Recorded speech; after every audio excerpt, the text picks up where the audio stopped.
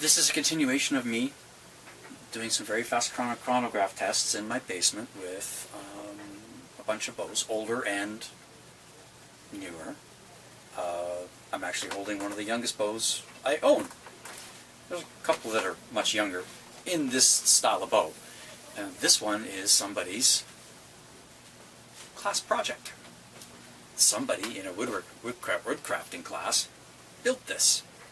How do I know? Because there's nothing like ever made like this, and there's absolutely no markings whatsoever on it. And you can see glue here and here. Plus the thickness of that riser, man. That is some serious meat. Look at that. I found this on Kijiji, like most of the bows, the traditional bows of this style that I own, traditional recurves with a shelf that I own, I have purchased from Kijiji. And this one I got for a grand total of $10. 10 Canadian dollars. That's what she was asking for, and that's what I gave her. Didn't have a string, I had to go get the string. This string is new, cost me 20 Canadian dollars. The tips of the limbs are really big and difficult to string. Another reason why I'm pretty sure this was somebody's class project in woodcraft class. It's very pretty. I like it. I'm not going to object to it. Its shelf is horribly cut. Should be much deeper cut than it is. Not 100% sure how to measure this one, simply because the back of the bow is just so far back from here. The brace height is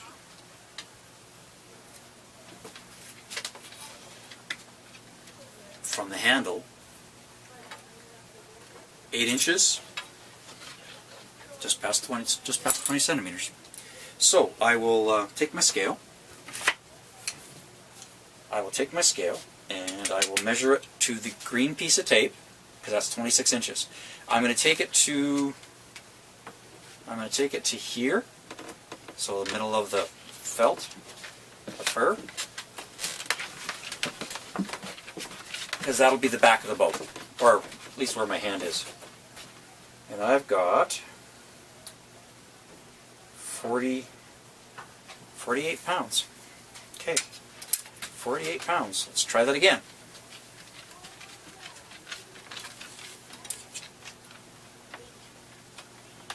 £48 again. I'll do that a third time.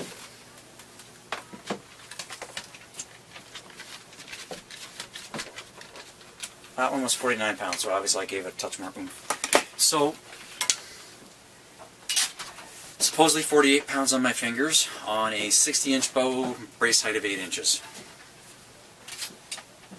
It's walnut, oak, maple, black laminate, homemade bow basically. So somebody made this in a woodworking class, probably in high school. It's still interesting. And I paid 10 Canadian dollars plus another 20 for the string. I'm shooting, as for all the arrows, all the different tests I've done with the chronograph, the exact same arrows. 2 sets of 6 of the X-Busters, 33 inches, knock the tip.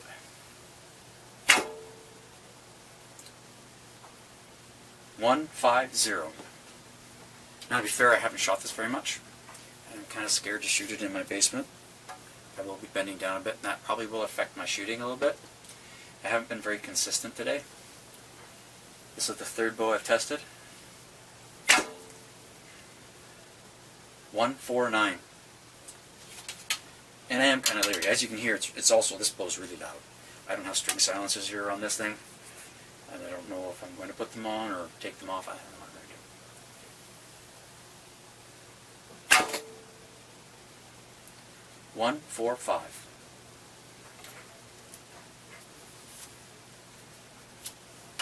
Kind of nervous. It is a homemade bow.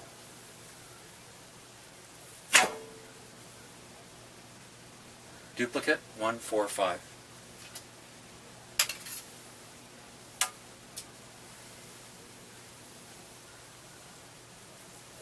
Gotta be careful. 147. Gotta be very careful. I don't want to break another knock. I don't have too many more handy. Serving's a little thick.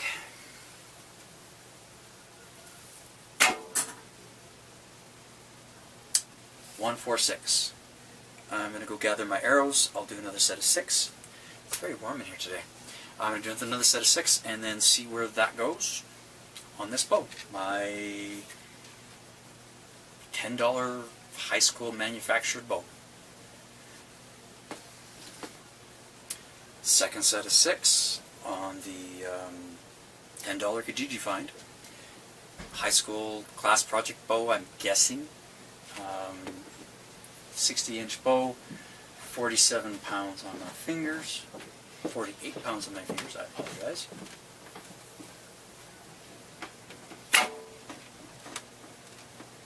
One, 5, 1. And it's loud. I think I need string silencers.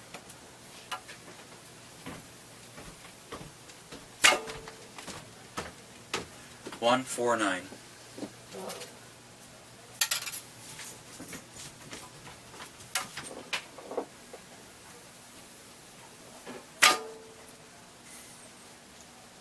Duplicate 1, 4, 9.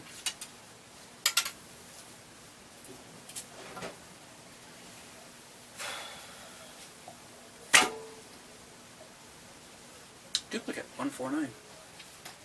I like that. Consistent.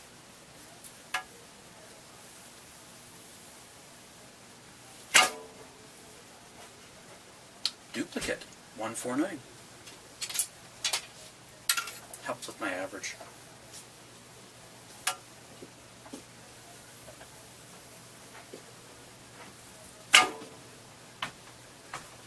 One, 4, 7. So that's 12 arrows on this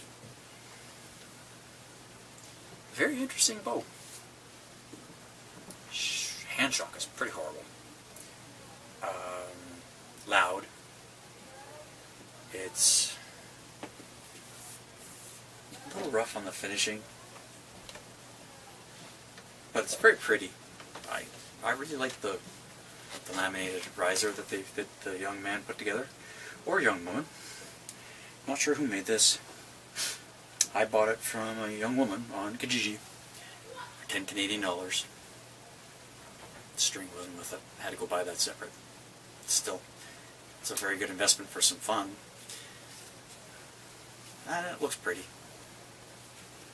Okay, that's 3 for tonight. They'll all be posted roughly close together, so you can watch them all. All the highs, lows, and averages will be posted down below. At some point I'm going to sit down and look through all the different numbers and kind of get a comparison to see what the differences are. And the performance, of course, are all based upon the shooter here. That doesn't mean that how this bow's going to, how bows like this or these bows will perform in someone else's hands. And of course with different arrows. And the arrows that I'm using are not the greatest choice for these particular bows. I'm using these arrows because I'm able to use the arrows on these arrows on testing. You know, for example, this Nika YT4 student bow for thumb draw. You need a longer draw, right? So I can test it on these, on my horse bows, and I can test them on these, and then of course I can test them with my target bows and all that sort of thing. I can test them across everything. So that way I'm trying to keep that as a consistent factor, right? I'm a variable because my release, right? The bows, of course, are always a variable. And I'm at least trying to keep one item out of all these different tests to keep them consistent, or reasonably consistent. So, okie dokie. See you later.